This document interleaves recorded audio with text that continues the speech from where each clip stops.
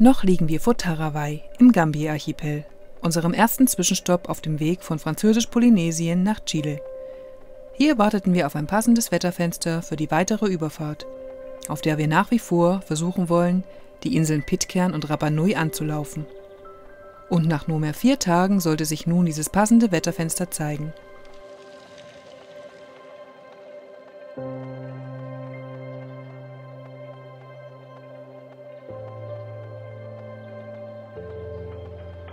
Ich habe es mir wirklich nicht leicht gemacht mit dem Wetter, aber wir haben jetzt entschieden fix, wir werden versuchen, Pitcairn anzulaufen. Wir werden heute ablegen, auch wenn der Wind wirklich sehr schwach ist. Regen, Gewitter. Jetzt fahren wir ja sicher nicht. Ja gut, im Moment fahren wir nicht, wir warten das Gewitter noch ab, aber dann werden wir wohl losfahren. Hier sind wir der Meinung, dass wir morgen früh fahren sollten. Wir werden das immer noch mal kurz diskutieren nachher.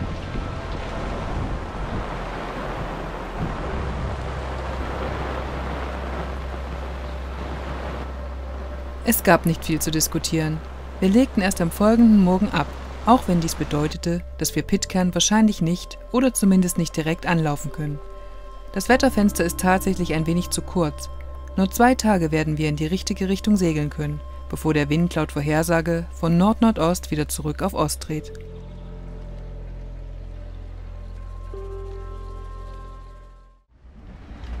So, heute ist der 12. Januar, der 3. Tag auf See. Und wie üblich bin ich, weiß ich nicht, so gegen 9 aufgestanden nach meinem zweiten Schlaf, nach meiner zweiten Freiwache in der Nacht. Und jetzt habe ich gerade Frühstück vorbereitet. Das dauert irgendwie immer Stunden, habe ich das Gefühl. Und jetzt frühstücken wir gleich gemütlich bei dem Geschaukel. Ja, wie waren denn die ersten 2 Tage? Fragen wir mal Hago, was er dazu sagt. Wozu? Die ersten 2, 3 Tage? Ja, es ist wieder immer nur am Wind fahren, heißt Schräglage, auf der Backe liegen und immer nur zu der einen Seite. Und momentan haben wir um die 15 Grad, manchmal 20 Grad Schräglage. Ja, und das geht dann eben halt 24 Stunden lang so. Und dann ist mal ein bisschen mehr, dann ist mal wieder ein bisschen weniger. Und es ist schon anstrengend, wenn du irgendwie dich bewegen willst, wenn du was machen willst, vor allem gerade kochen oder so. Arme Nora. Ich koche ja nicht, ich kann das nicht. Ich habe da 2 linke Hände. Also, ich wollte eigentlich was anderes wissen. Und zwar, es ist super gelaufen bis jetzt. Also wir konnten den Kurs Richtung Pitcairn echt gut halten. Der Wind spielt mit. Nordost noch. Laut Vorhersage soll er ja leider drehen und dann entscheiden wir, wie gesagt, was wir machen. Aber es ist jetzt momentan, also ja, läuft es echt gut. Also ich habe mir das heute Nacht mal angesehen und ich habe ausgerechnet, dass wir, wenn der Wind gedreht hat, wahrscheinlich so um 20 Meilen an Pitcairn dran vorbeifahren. Das ist dann die Überlegung, ob man die 20 Meilen ranmotort oder ob man Pitcairn dann doch auslässt.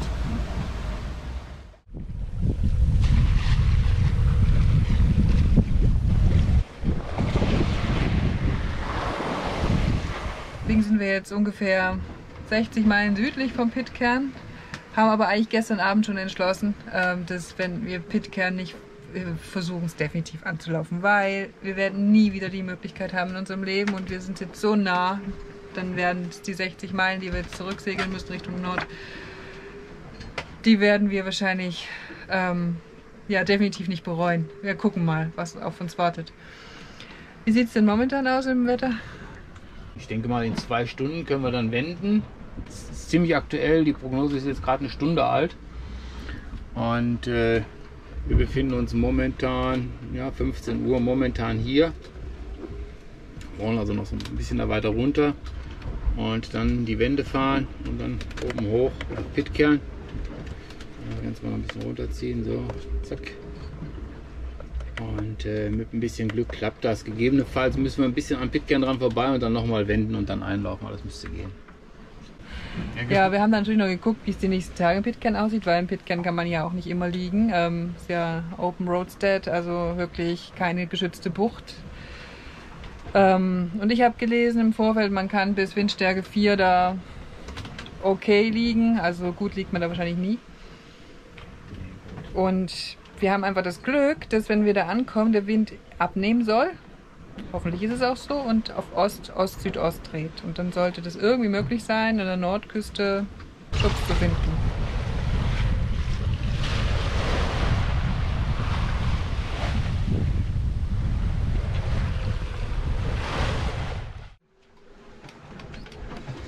Pitcairn, Pitcairn, Pitcairn for Annexie, Annexie, Annexie.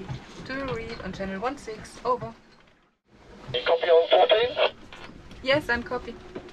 Excellent. Yes, no, Brenda mentioned it to me this morning that you were coming and hoping to be in here about now.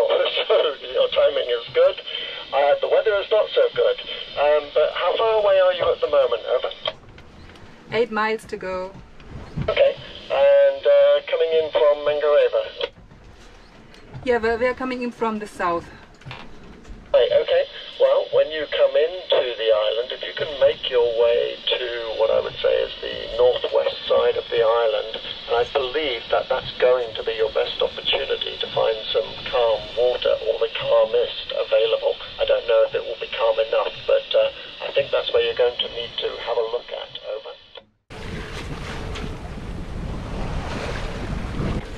Französisch-Polynesien. Die Flagge kann jetzt erstmal eingelagert werden. Spätestens zur Flaggenparade, wenn wir in Deutschland einlaufen, brauchen wir sie wieder. Vorher glaube ich nicht mehr. Oder vielleicht fahren wir doch noch mal hin. Wer weiß.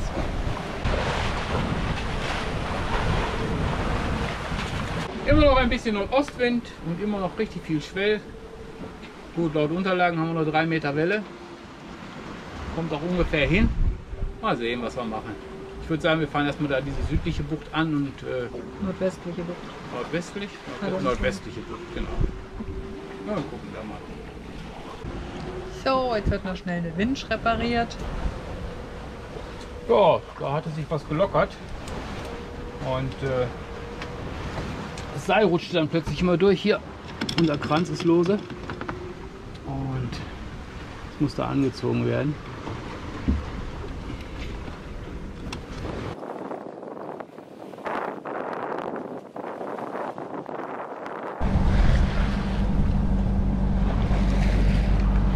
Ja, wir schauen uns jetzt nach und nach die verschiedenen Ankermöglichkeiten an. Haben Genua noch leicht draußen, aber den Motor schon mitlaufen. Und haben gerade schon gesehen, an der Südküste der Ankerplatz ist absolut untauglich. Hier kommt ein mega Schwell rein und der kommt, jetzt sieht man es auch tatsächlich aus Süden. Auf dem offenen Meer finde ich das immer mega schwer einzuschätzen. Jetzt fahren wir mal rum auf die Westseite und schauen uns an, wie es da ist. Auch an der Westseite sah es nicht sehr ruhig aus. Als wir aber einen Blick um die Nordwestspitze der Insel herum wagten, war klar: entweder wir ankern an der Westseite Pitcairns, vor Tedside, oder wir ankern hier gar nicht. Also versuchten wir es einfach.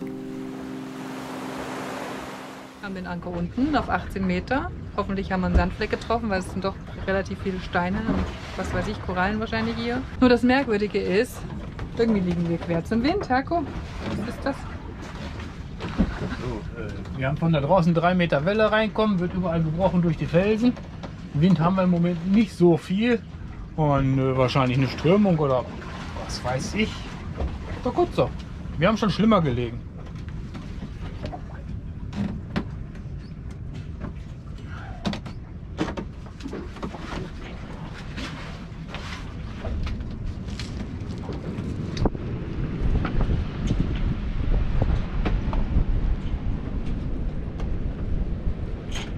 So, ich werde jetzt schnorcheln gehen, um sicherzustellen, dass der Anker im Sand ist, damit wir das Schiff allein lassen können. Und wenn ja, dann sieht das eigentlich gar nicht so schlecht aus hier. Und dann gehen wir vielleicht heute noch, aber spätestens morgen an Land. Nach 4 Tagen und 7 Stunden auf See, 425 gesegelten Meilen und 5 Motorstunden gingen wir also tatsächlich am 14. Januar vor Pitcairn vor Anker. Beim Schnorcheln zeigte sich, dass der Anker perfekt im Sand lag und somit stand auch einem Landgang nichts mehr im Wege. Nur mit dem eigenen Dinghy wollten wir es nicht wagen und deshalb fragten wir Brenda, ob sie uns am kommenden Morgen mit einem ihrer Boote abholen könnten.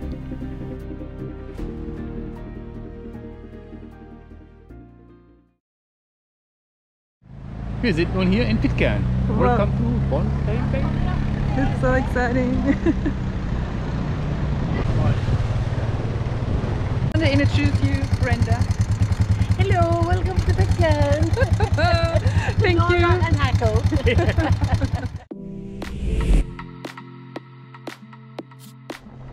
Brandy, Terika und Brenda holten uns wie vereinbart am Morgen mit ihrem Schlauchboot ab und wir fuhren von Tedside an der Küste entlang zur Bounty Bay. Die steilen Klippen der kleinen Insel Pitcairn erheben sich unmittelbar aus dem Meer. Eine Küstenebene oder einen Strand gibt es nicht und eine starke Brandung erreicht die ungeschützte Küste. Die Insel ist somit vom Meer aus quasi unzugänglich.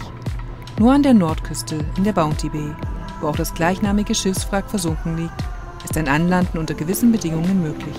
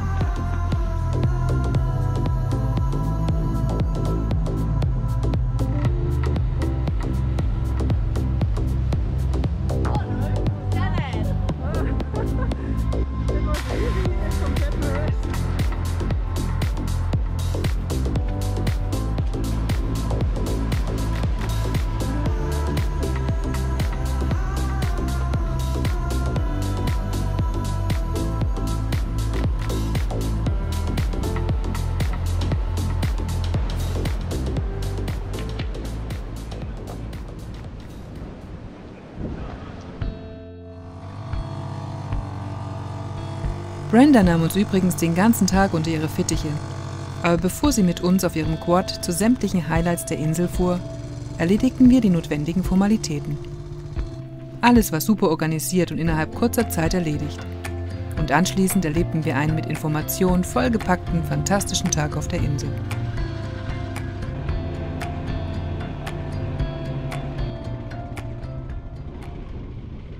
Ja, wir waren ja gerade im Museum und Sid, das ist mega interessant. Sid ist jemand, der ist nicht ursprünglich von hier. Er ist vor 1,5 Jahren hergekommen, hat sich hier zur Ruhe gesetzt sozusagen und hat hier echt seine Leidenschaft gefunden. Im kleinen Museum nahm uns Sid mit in die berühmte Vergangenheit der Insel. Wer hat schließlich noch nichts über die Meuterei der Bounty und ihrem Anführer Fletcher Christian gehört? The launch could only take 18, so that's how some of the supporters of Captain Bligh, the 6, ended up having to stay with the mutineers. Unfortunately, when it was mapped, Captain Carteret of the HMS Swallow didn't have a chronometer on board, so all he knew was the latitude and didn't know the longitude, and he marked it incorrectly by 3 degrees and 24, which I think is something like... Dass die 5 Quadratkilometer kleine Insel Pitcairn, quasi ein kleiner Fels mitten im Südpazifik, fernab jeglicher Zivilisation, 1767 von dem europäischen Schiff HMS Swallow überhaupt entdeckt und später von den Meuterern der Bounty wiedergefunden wurde, gleicht einem Wunder. Vor allem, da die geografische Länge vom Entdecker Captain Carteret um etwa 3 Grad falsch kartografiert wurde. This is the Bounty Bible, and you can still see the receipt to Captain Bligh from the parish church of the Isle of Man in 1781. And within 6 years, that left 3 people. Quintal, again, that same name that keeps coming up, John Adams. Wir erfuhren einiges über die spannende Geschichte. Zum Beispiel auch darüber, dass die Insel bereits lang vor den Meuterern von Polynesiern im Zuge der polynesischen Expansion nach Osten besiedelt wurde. Und auch, wie es schlussendlich dazu kam, dass John Adams als einziger der Meuterer am Ende überlebte. But unfortunately, Edward Young died of tuberculosis. That left John Adams on an island with 12 ladies, undiscovered, for the next 12 years. Nach dem Ausflug in die Geschichte Pitcairns, bei dem wir auch eine vollumfängliche Sammlung der berühmten Briefmarken bewunderten, waren wir nun zunächst bei Brenda zu Hause. Seit 24 Jahren ist sie zurück auf ihrer Insel, nachdem sie viele Jahre lang in England gelebt hat. Mit ihrem Mann Mike produziert sie übrigens den berühmten und verdammt leckeren Pitcairn-Honig. Und voller Leidenschaft erzählt sie uns alles, was wir wissen wollten, bevor sie uns anschließend zu sämtlichen Highlights der Insel führte.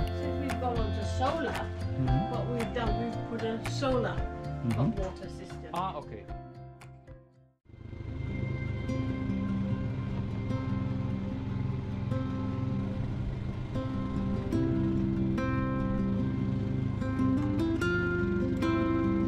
This is not normal. The last rain we had, it came down. Pitcairn ist gerade mal 3,2 Kilometer lang und 1,6 Kilometer breit. Trotzdem bietet es so viele Naturhighlights, dass man es fast gar nicht glauben mag. Die Fahrt mit dem Quad führt uns durch die verschiedensten Landschaften. Die Farben der Natur einfach fantastisch.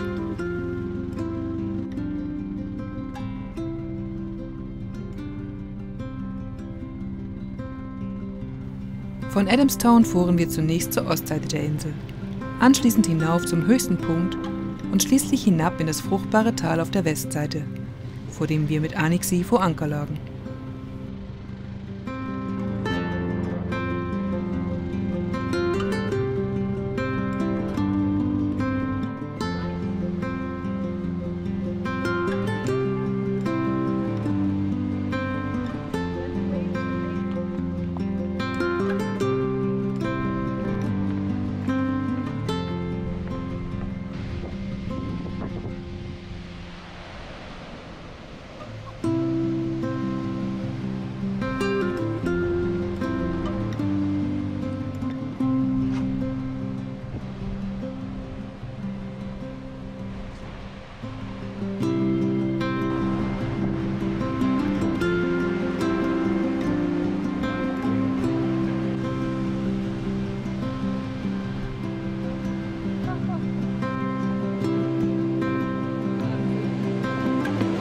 Alles hervorbringt. Spektakulär, krass Farben.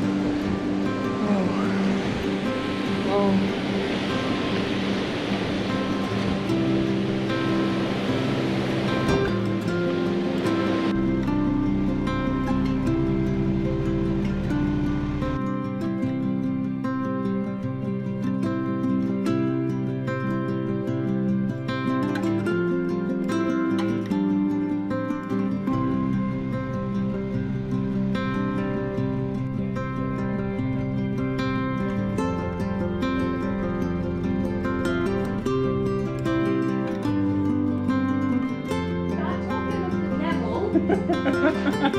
Look who's just turned up.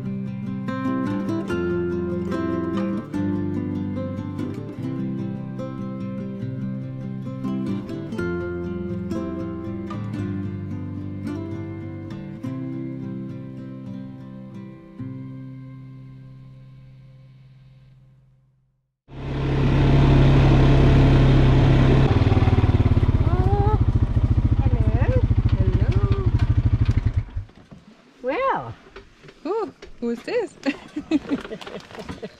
We got traffic jam here. Hello. Oh mein Gott.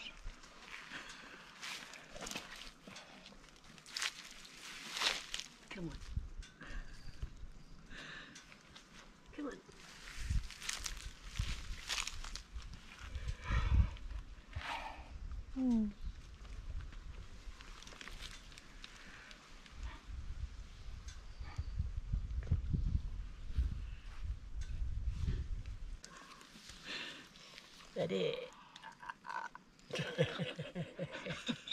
That's tormenting, isn't it? And she has a name, yeah? Well, they used to call her Mr. T. And then we had a lady from the Galapagos come on a yacht. She said, oh, no, it's Miss, not Mr. So they've just changed it to Misty. And how long has she been living here? Well, oh, you know? for this one, not 100% sure, but I know I'm 70 and she was here when I was a baby, so... Nur durch Zufall begegnen wir Miss T, der Galapagos-Schildkröte, die seit mehr als 70 Jahren auf Pitcairn lebt. Sie ist eine von 5 Schildkröten, die zwischen 1937 und 1951 von Irving Johnson, Skipper der 96-Fuß-Brigantine Yankee, nach Pitcairn gebracht wurden. Allerdings ist sie die einzige, die heute noch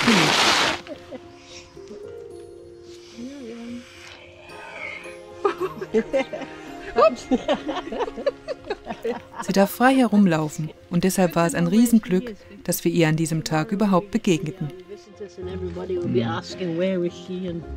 So with her walking down this track, she's probably heading just round into the citrus plantation.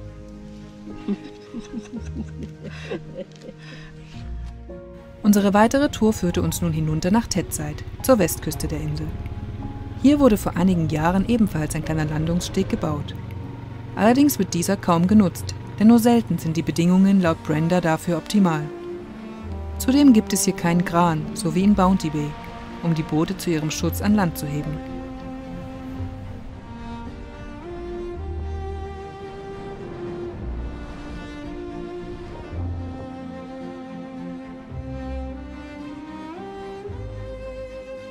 Bevor wir zurück nach Adamstown fuhren, liefen wir entlang eines Gipfelgrates.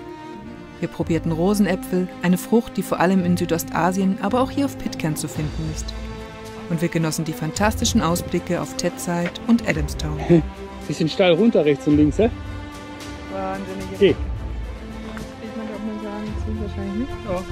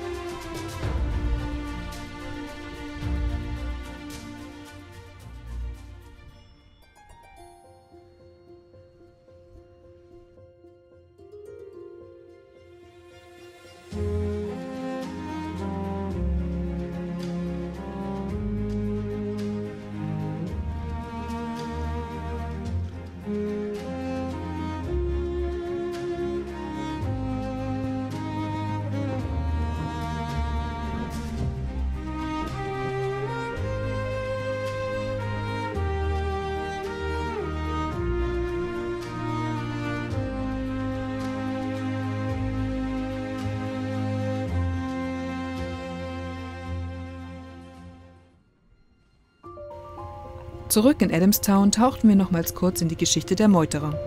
Wir besuchten John Adams' Grab, den Anker der Bounty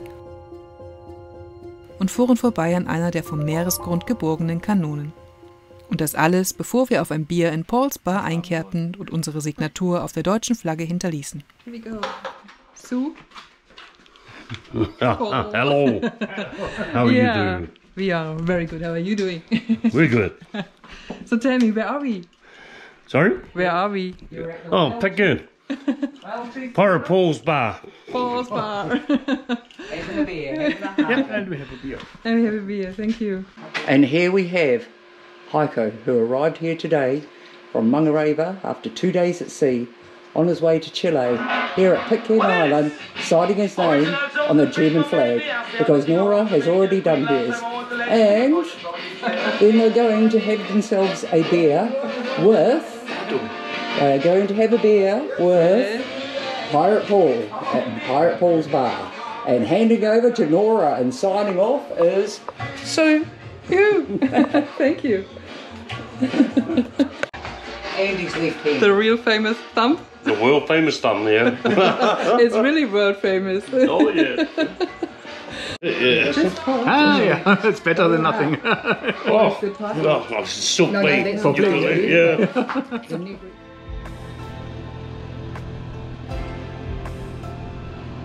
Nach diesem grandiosen, abwechslungsreichen und mit Informationen vollgepackten Tag brachten uns Randy, Terika und Brenda wieder zurück auf unsere Alexi. Und da das Wetterfenster für unsere Weiterfahrt erst für den Abend des kommenden Tages ideal sein sollte, entschieden wir bereits jetzt, die Insel auch am folgenden Tag nochmal zu besuchen. 42 Menschen leben derzeit auf Pitcairn, viele davon echte Nachkommen der Meuterer und ihrer polynesischen Frauen. Und von jedem Einzelnen, den wir kennenlernten, wurden wir herzlich willkommen. sei es von Brenda, eine Nachfahrin des Meuterer Fletcher Christians, die uns während unserer 2 Tage auf Pitcairn unter ihre Fittiche nahm und uns die Insel zeigte. Sei es von Mike, Brendas Mann, der uns mit seinem super leckeren Pitcairn-Honig beschenkte.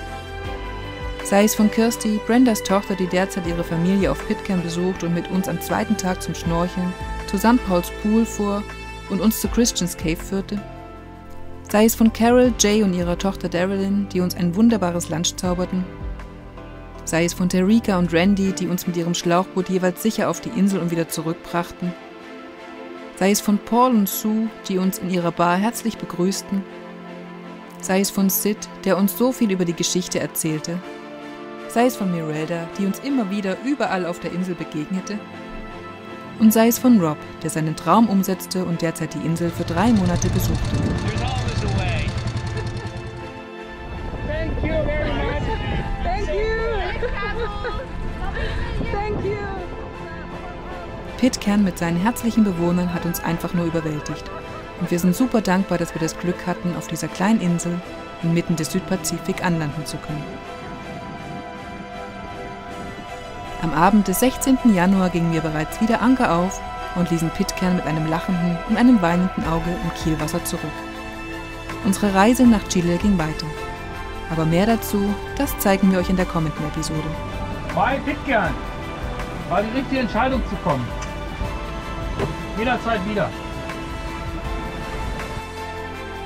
Hat euch das Video gefallen? Dann freuen wir uns über einen Daumen hoch und über jeden eurer Kommentare.